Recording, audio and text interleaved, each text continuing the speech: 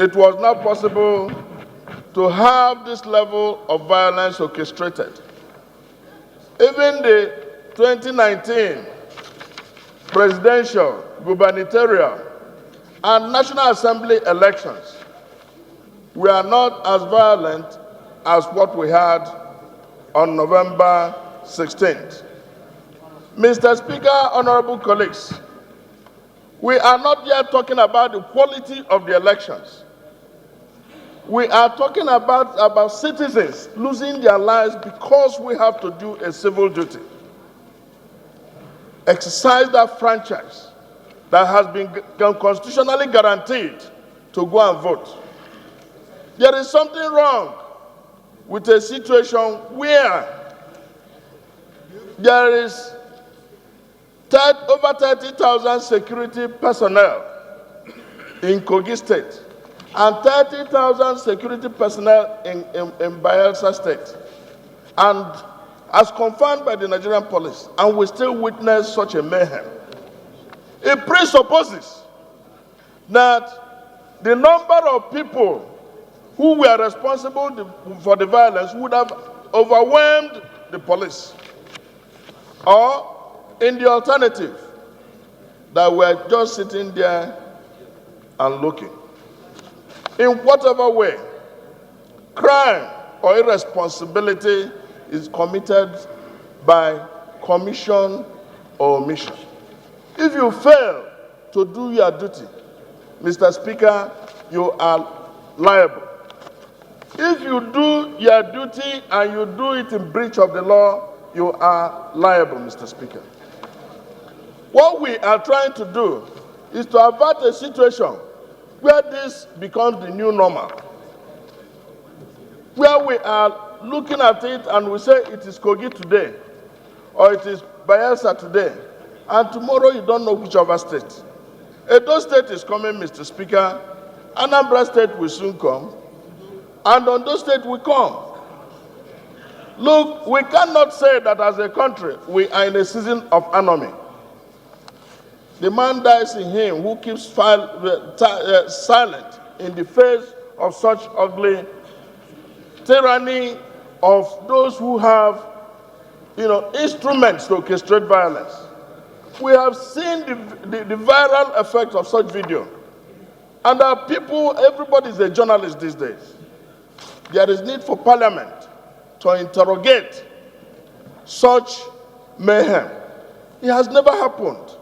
We've never witnessed it as such. And the unfortunate aspect of it is that this was anticipated. It was imagined. And there was no, in fact, it didn't require a prophet to prophesy it, because the security agencies predicted that it would happen. And they deployed adequate number of personnel. Mr. Speaker, we would want to ask, what happened to the deployment, and what happened that they didn't take care of their basic responsibility? So I would like us to look at it dispassionately. Because if it's Bayelsa, it could come to any other state. And you don't know who will be responsible tomorrow. We should make sure that we interrogate this as citizens, that there are certain behaviors that cannot be tolerated in this country. So, Mr. Speaker, from what has been said from the security agencies, from what has been said by civil society, from what has been said by witnesses, it is very apparent that something is wrong. Mr. Speaker, if you look at the Nation of Sunday, this immediate Sunday, past Sunday, look at the back page of the Nation. The Nation properly analyzed and interrogated the unmitigated violence and questioned the integrity of the Nigerian state, where responsibility and primary one is to keep law and order. If we fail to do that, we would have failed in living up to the spirit and letter of our Constitution. So, Mr. Speaker, I invite my colleagues to make sure that this kind of violence is prevented in the future. It should never be allowed to happen. And the only way to do it is interrogate what has happened. Thank you very much. Okay, it's content of the motion, but distance myself with some of the statements attributed to this motion. Mr. Speaker, we are not here based on party position. And from the presentation of the motion, yes, it's a good motion. But I was at a point in a dilemma. What issue of political party are we talking about? Whether has anybody objected the motion based on party position? It sent a signal, Mr. Speaker, that even the motion itself is ill-motivated. Otherwise, you would have allowed, if any member stood up to say that we should not investigate the motion based on the content of the motion and haven't identified the member which is on political party. But to start jumping the gun and begin to preempt the mind of the members of the 9th National Assembly, it goes to show that people contributing to the content of this motion must equally have something hidden behind the motion itself. But Mr. Speaker, we are all members representing Nigerians. Irrespective of our political platform, the primary responsibility of any parliament, Mr. Speaker, particularly as put together by the Constitution of the Federal Republic of Nigeria, is first to make law for peace. That was what the Constitution mentioned, before order and good governance.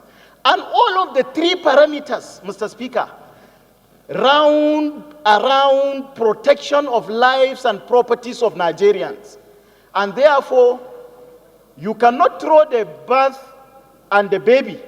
Inasmuch as I personally suspected that there is ill motive behind the motion, let us make contribution in such a way that the motion should have direct bearing to protecting the life and citizens of Nigeria. Yes, Mr. Speaker, people lost their life in Kogi. Yes, Mr. Speaker, people lost their life in Bayelsa in one way or the other. And even if we are to talk about political party differences, elections are rigged based on the party dominance within a particular area. I agree, APC won election in Kogi. But if you go to Kogi, for instance, where PDP are in control in one way or the other, election malpractice must have been meted in those areas. But what we are more concerned is for Nigerians to lose their life in the course of election. And again, as Parliament, Mr. Speaker, if I will stand up to contribute on a matter and begin to make comparison with election in 1993 without giving a pictorial evidence and make comparison between 1993 and 2017 or 19, it is uncalled for. What parameters are we using? To say that election in 1999 is worse than election in 1993. Can we take back, Mr. Speaker? Look at the way and manner Nigerian government conduct election from 1993 to date. There must be problem, Mr. Speaker. Honorable Sir, what's your point of order? Subsection 2, A and B. Nigerian police force shall be organized, administered, in accordance with such provision as may be prescribed by an act of National Assembly. B. The members of the Nigerian police force shall have such powers and duties as may be conferred upon them by law. Mr. Speaker, distinguished, I want to bring to the fore that this motion has a solid foundation based on the Constitution. And secondly, that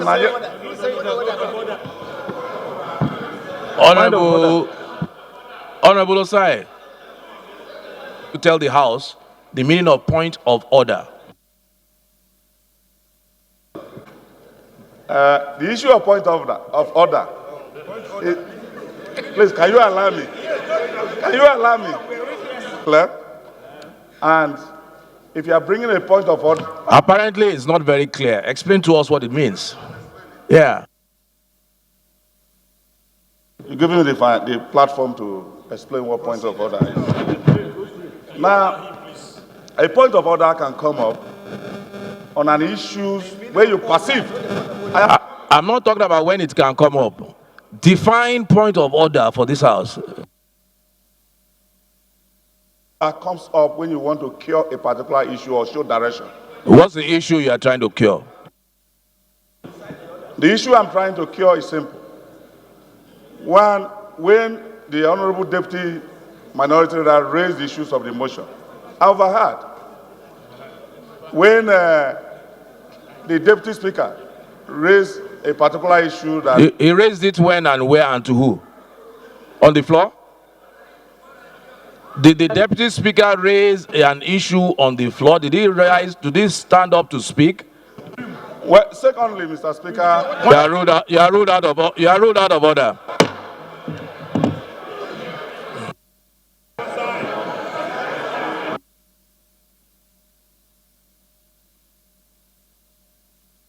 Life and properties of Nigerians. What happened in Kogi State, that people lost their life, is highly condemnable.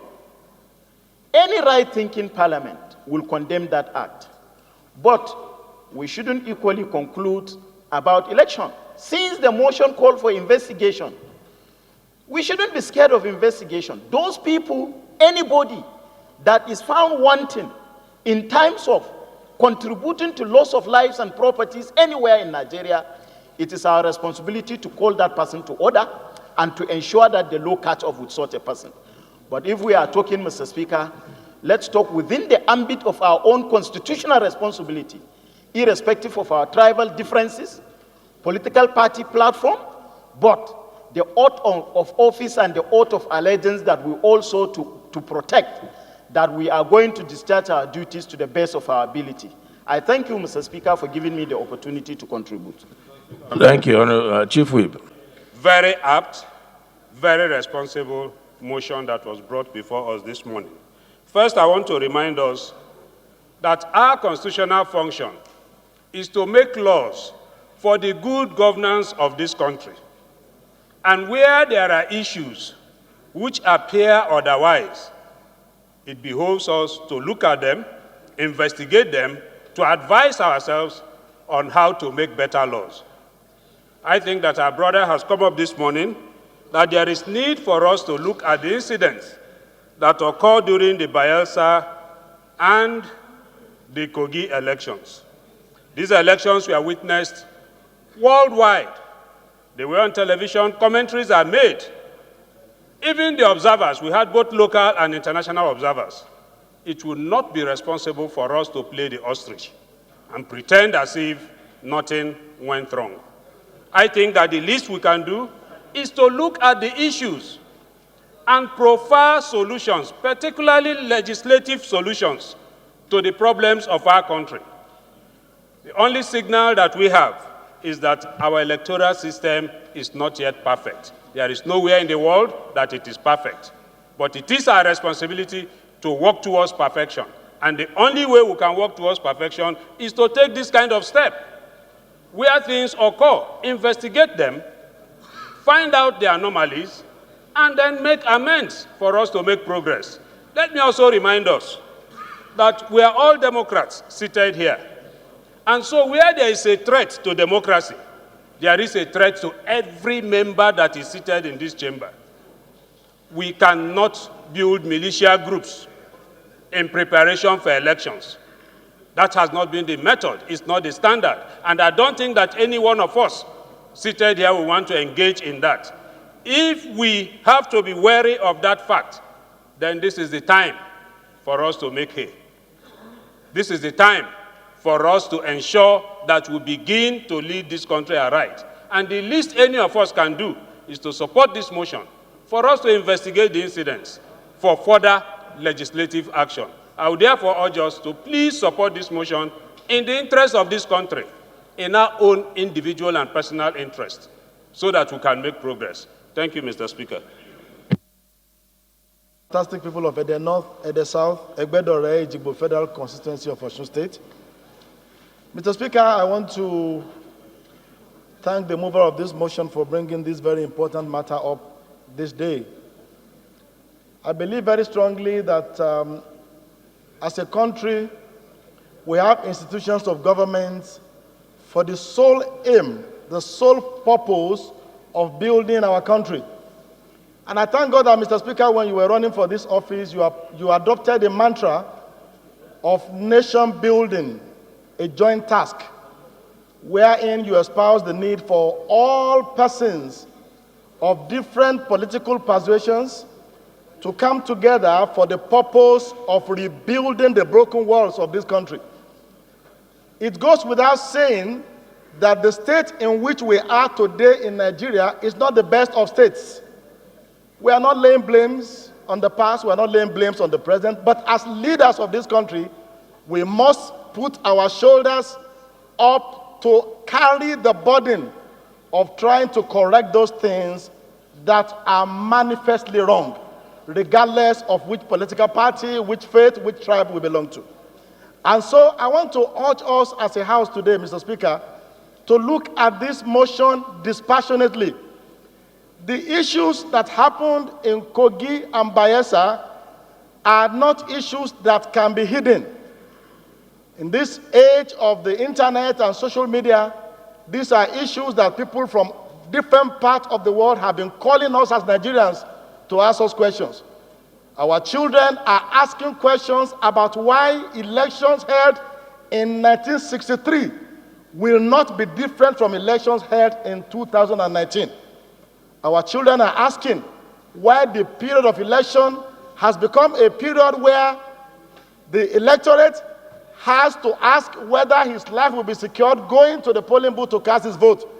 They are asking us questions on why the sanctity of the ballot box, which was desecrated in 1983, will still be desecrated even as we speak today.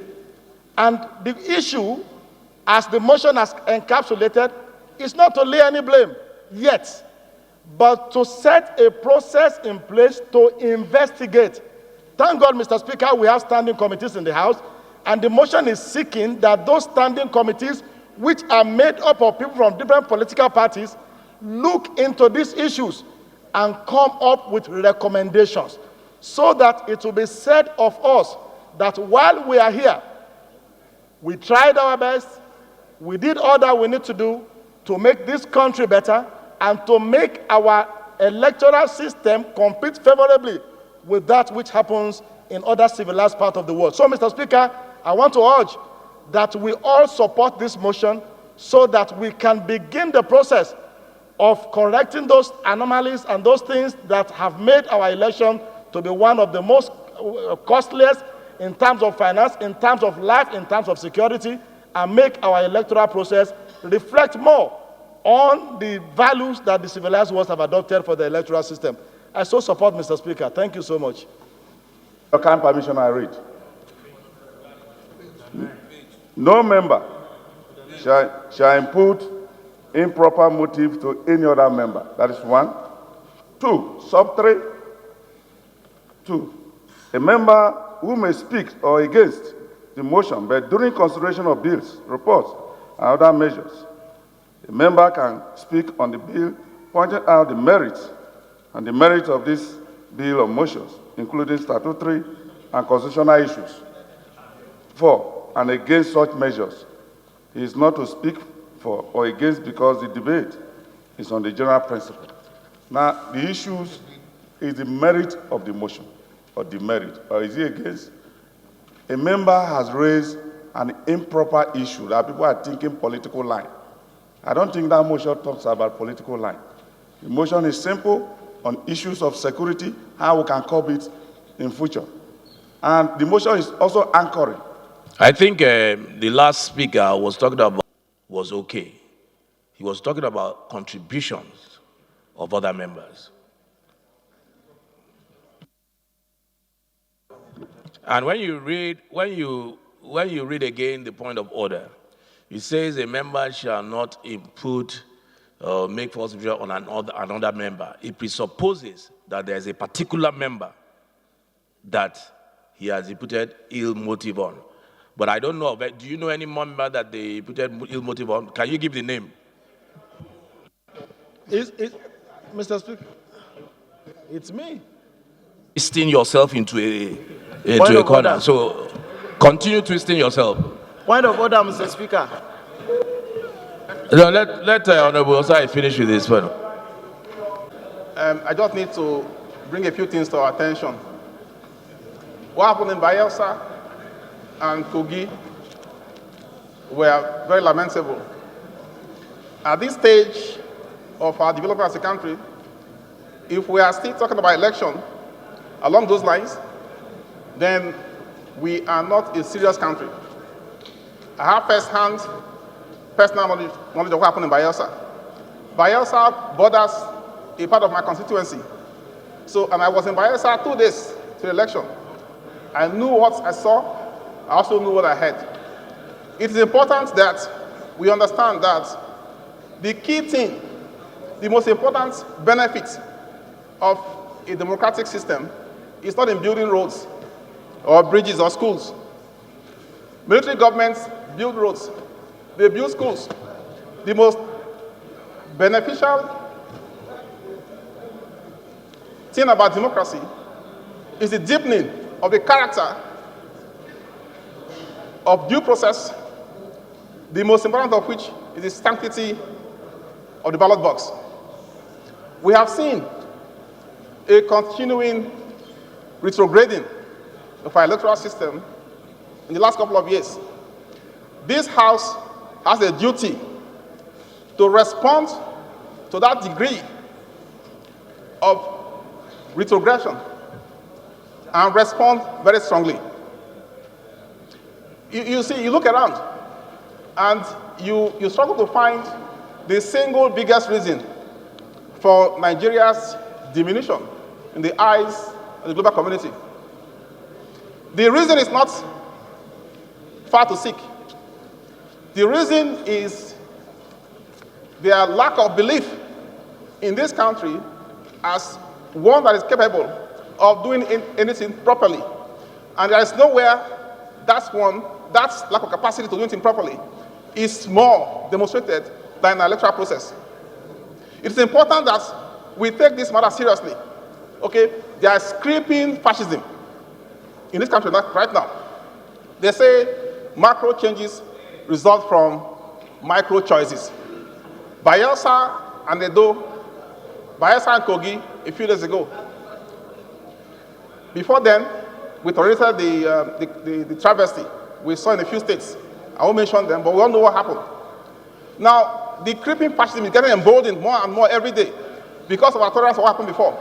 So this House cannot afford to be silent in the face of the deliberate condonation of a system of election that is meant for prehistoric times.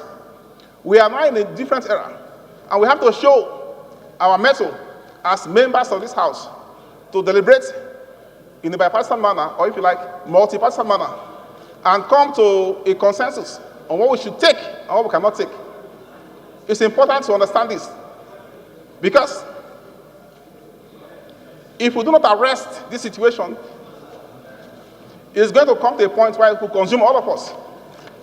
Okay? People have noted about it, noted the transference of power. Yes. You know, those giving it out today will be happy. Oh, others are the short end of the stick. But the dynamic might change tomorrow. And you, laughing today, will be the one crying.